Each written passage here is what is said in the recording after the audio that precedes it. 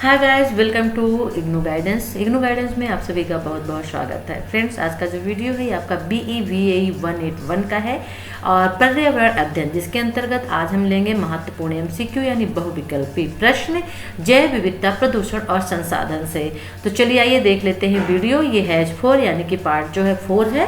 और वीडियो को लाइक करिए, शेयर करिए, चैनल को सब्सक्राइब नहीं किया है सब्सक्राइब कर लीजिए। चलिए फिर देख लेते हैं, ले लेते हैं इम्पोर्टेंट MCQ पर्यावरण अध्ययन से। क्वेश्चन है, विकास और उपयोग के आधार पर संसाधनों को कितने भागों में वर्गीकृत किया गया है।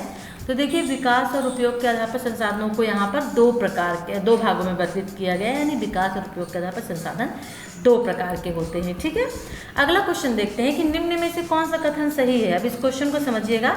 यहाँ पे A और B जो दिया हुआ है, ठीक है ना, ये जो A दिया हुआ है और ये जो B दिया हुआ है, ये ऑप्शन दिए हुए हैं। इनमें से कौन सा सही है आपको ये बताना है। जैसे पहला ऑप्शन हो जाएगा कि अजैव संसाधन निर्जीव वस्तु होती हैं, जबकि जैव संसाधन सजीव होते हैं। पहला ऑप्शन हो गया। हालांकि 4 ऑप्शन की तरह ही है, लेकिन इसमें A और B कथन में दिया है। फिर दूसरा हो गया, मृदा, चट्टानें, खनिज अजैव संसाधन है, परंतु पौधे और जीव जंतु जीव संसाधन है। कथन तो बिल्कुल सही भी है। दूसरा है, मृदा, चट्टानें, खनिज अजैव संसाधन है, नॉन लिविंग थिंग्स है, और जंतु पौधे जो है वो क्या है, जीव यानी लिविंग थिंग्स है। दोनों कथन सही है, तो राइट आंसर हो जाएगा सभी, यानी A और B जो है दोनों सही है। ओके, चलिए अगला क्वेश्चन देख लेते हैं हम।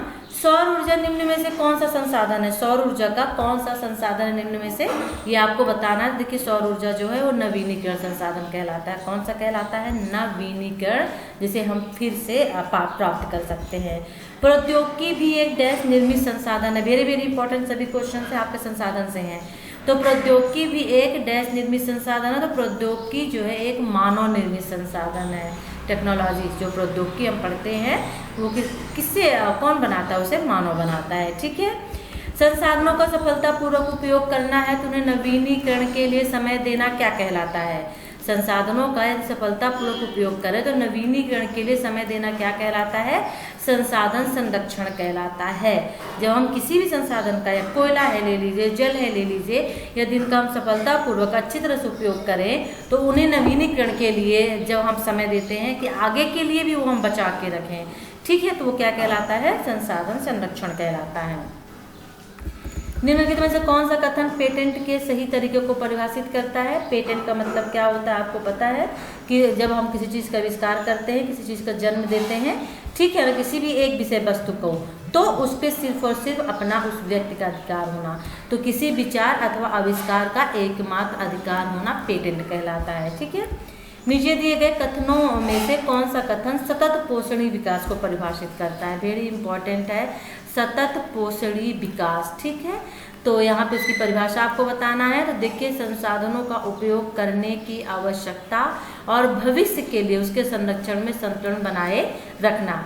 सतत का मतलब ही होता है लगातार, अनवरत। ठीक है, तो लगातार अनवरत का मतलब भविष्य में आगे चल के, और पोषणीय विकास का मतलब होता है कि संसाधनों का उपयोग करना, भविष्य के लिए भी संरक्षण करके रखना ही सतत पोषणीय विकास कहलाता है।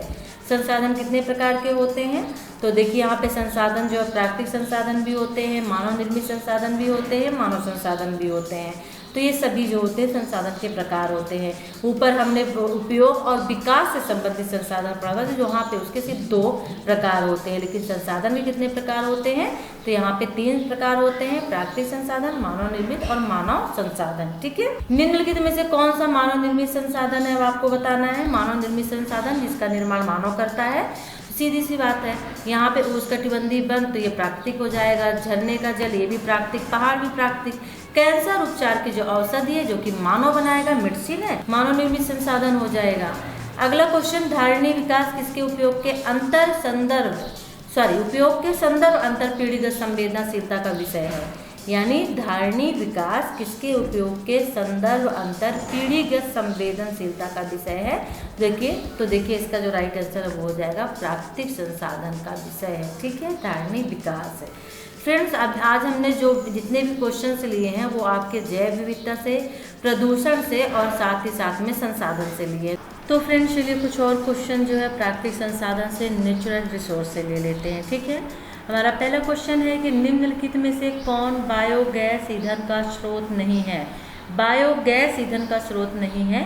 लकड़ी, गोबर गैस, नाभिकीय ऊर्जा या कोयला। तो देखिए बायोगैस ईंधन का स्रोत जो होता है, बायोगैस किस किस से मिलके बनती है, लकड़ी से भी है ना, और गोबर गैस से, कोयला से, सभी चीज़ों से मिलती है। ठीक है, तो जो राइट आंसर है वो क्या हो जाएगा, नाभिकीय ऊर्जा। ठीक है, ये जो बायोगैस ईंधन का स्रोत नहीं है वो क्या नहीं है, नाभिकीय ऊर्जा।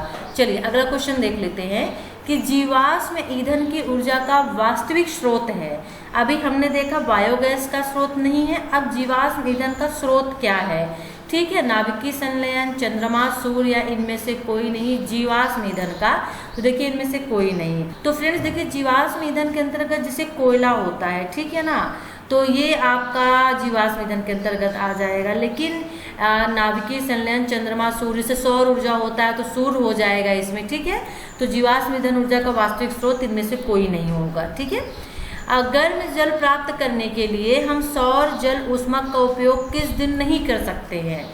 गर्म जल प्राप्त करने के लिए सौर जल ऊष्मक यानी कि सूर्य की जो ऊर्जा होती है उससे जब हम पानी को गर्म करते हैं तो उससे पानी क्या होता है, हमें गर्म प्राप्त होता है। तो हम उसका यूज किस दिन नहीं कर सकते हैं, बहुत आसान है, धूप वाले दिन, बादलों वाले दिन, गर्म दिन में या पवनों वाले दिन में। तो सीधी सी बात है, बादलों वाले दिन में जो है हम उसका यूज जो है नहीं कर सकते। हवा चल रही हो तो पवनों वाला दिन, हवा चल रही तो क्या हुआ, धूप भी तो होगा साथ में।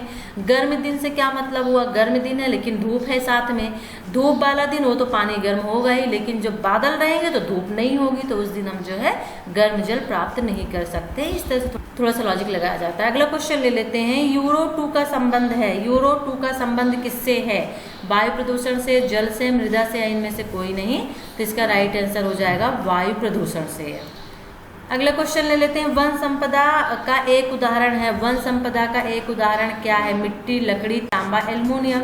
तो वन संपदा जो चीज वन में पाई जाती है, तो लकड़ी कहाँ पाई जाती है, वन में पाई जाती है, तो वन संपदा का उदाहरण हो गया। चिपको आंदोलन का मुख्य उद्देश्य संरक्षित करना था। चिपको आंदोलन जो था वो मुख्य उद्देश्य संरक्षित करने का मतलब है कि चिपको आंदोलन किसके लिए था, किस लिए चलाया गया था, या चिपको आंदोलन किससे संबंधित था, मिट्टी या वृक्ष, जल, या इनमें से नहीं। तो सीधी सी बात है, चिपको आंदोलन जो है किससे है, वृक्ष से संबंधित। ठीक है, ऐसे क्वेश्चन घुमा के थोड़े पूछे जाते हैं, संबंधित वृक्ष से है, लेकिन क्वेश्चन पूछ दिया किससे, मुख्य उद्देश्य संरक्षित करना था, किस चीज को बचाना था, तो वृक्ष को बचाना था। ठीक है, ऊर्जा का पारंपरिक स्रोत क्या है। ठीक है, ऊर्जा का पारंपरिक स्रोत, गैर पारंपरिक स्रोत, पारंपरिक स्रोत दो तरह के होते हैं। ठीक है, आपने पढ़ा है, यदि नहीं पढ़ा है तो प्लीज़ आपसे एक बार फिर रिक्वेस्ट करूंगी कि बुक जरूर आप एक बार पढ़ें। आपका ये जो सब्जेक्ट है वो MCQ बेस्ड हो गया है, लेकिन जो क्वेश्चन पूछे जाएंगे वो आपके बुक से उठाए जाएंगे। तो यदि आप एक बार अपनी बुक पढ़ लेंगे, हर एक लेसन को पढ़ेंगे, तो 100% आप उसे समझेंगे और वहाँ से जो क्वेश्चन बना के पूछे जाएंगे तो आप उसे कर सकेंगे। तो ऊर्जा का पारंपरिक स्रोत क्या है, बायोगैस, सौर ऊर्जा, पवन ऊर्जा या कोयला। तो कोयला जो होता है ऊर्जा का पारंपरिक स्रोत है। ठीक है, निम्न में से कौन प्राकृतिक संसाधन नहीं है। अब यहाँ पे देखिए प्राकृतिक और अप्राकृतिक संसाधन, यानी प्राकृतिक संसाधन, मानव निर्मित संसाधन, मानव संसाधन। तो इनमें से प्राकृतिक संसाधन नहीं है, तो बहुत ही आसान है। मृदा जो है प्राकृतिक संसाधन नहीं है। यहाँ पे वायु, जल और जीवधारी जो होते हैं लिविंग थिंग्स के अंतर्गत आते हैं, जो ऑलरेडी पहले से बने बनाए होते हैं। ठीक है, लेकिन जो प्राकृतिक मृदा जो है, मिट्टी जो है, वो प्राकृतिक संसाधन के अंतर्गत नहीं आती है। टिहरी बांध का निर्माण किस प्रदेश में किया गया था, नेक्स्ट क्वेश्चन ले लेते हैं। देखिए टिहरी बांध जो है वो उत्तराखंड में है। कहाँ पे है, उत्तराखंड में है टिहरी बांध। अगला क्वेश्चन है कि वन संरक्षण का उपाय है। वन संरक्षण का क्या उपाय है, नए वृक्षारोपण, वनों की कटाई पर रोक, जनसंख्या वृद्धि पर रोक, या इनमें से सभी। वन तभी हम संरक्षित कर सकते हैं जब वनों की कटाई या जनसंख्या वृद्धि पर रोक लगा दी जाए, या नए वृक्षारोपण पर द्वारा नए वृक्ष लगाए जाएं। तो वन संरक्षण का उपाय इनमें से सभी हो जाएगा। जनसंख्या वृद्धि पर रोक होगी तो लोग पेड़ नहीं काटेंगे। CFC का पूरा नाम बताएं, वेरी वेरी इंपॉर्टेंट है। ये गैस का नाम है CFC। तो देखिए इसका जो नाम है वो है आपका क्लोरोफ्लोरोकार्बन। और जो CFC होती है, कभी कभी क्वेश्चन ये भी पूछता है, इसको भी माइंड में रखिएगा। CFC जो गैस होती है किस में पाई जाती है? तो देखिए ये जो होती है रेफ्रिजरेटर से जो गैस निकलती है वो CFC गैस होती है। इस चीज़ को माइंड में आपको रखना होगा। क्लोरोफ्लोरोकार्बन जो होता है, तो कभी कभी क्वेश्चन ऐसे भी पूछ लेता है कि रेफ्रिजरेटर से निकलने वाली गैस का क्या नाम है, तो CFC क्लोरोफ्लोरोकार्बन आपको याद रखना होगा। ओके, चिपको आंदोलन की शुरुआत कब हुई? अभी पूछा चिपको आंदोलन किससे संबंधित था, इसकी शुरुआत कब हुई? तो देखिए चिपको आंदोलन की शुरुआत जो है 1970 में की गई। अगला क्वेश्चन, विश्व के संपूर्ण जल का कितना प्रतिशत जल समुद्रों में पाया जाता है? वेरी वेरी इंपॉर्टेंट, विश्व के संपूर्ण जल का कितना प्रतिशत जल जो है वो समुद्रों में पाया जाता है? तो देखिए 97% जो जल होता है वो समुद्र में पाया जाता है। निम्न में से कौन एक जैविक प्रक्रम द्वारा, देखिए यहाँ पे एक क्वेश्चन समझिएगा, इस क्वेश्चन को थोड़ा समझिएगा कि विश्व के संपूर्ण जल का कितना प्रतिशत भाग समुद्रों में पाया जाता है जल? तो जब 97% जल यदि समुद्रों में पाया जाता है तो इसीलिए कहा जाता है कि सबसे ज़्यादा जैव विविधता होती है वो कहाँ पाई जाती है? तो वो जल में यानी महासागर में, समुद्रों में पाई जाती है जैव विविधता। थोड़ा सा आप इसको भी माइंड में रख सकते हैं, ठीक है। अगला क्वेश्चन ले लें कि निम्न में से कौन एक जैविक प्रक्रम द्वारा अपघटित होने वाला पदार्थ है? जैविक प्रक्रम द्वारा अपघटित होने वाला जो पदार्थ है वो कौन सा है? तो देखिए सूखे जो घास पत्ते होते हैं वो क्या होते हैं? अपघटित होते हैं। जनरली हम लोग बोलते हैं ना कि खाद भी सूखे घास पत्तों से हम बनाते हैं, तो क्या करते हैं? अपघटित करके उसको बनाते हैं। जैविक प्रक्रम द्वारा अपघटित होने वाला पदार्थ जो है सूखे घास पत्ते हैं। निम्न में से कौन एक भूमिगत जल का उदाहरण है? भूमिगत जल का कौन उदाहरण है? निम्न में से नदी, कुआं, तालाब, समुद्र? बहुत ही आसान है, भूमिगत जल का जो एक उदाहरण है वो कुआं है, ठीक है, क्योंकि पानी नीचे होता है और फिर उसे हम क्या करते हैं? कुएं को उस जगह वहाँ पे हम खनते हैं, कुआं बनाते हैं, पानी का यूज करते हैं।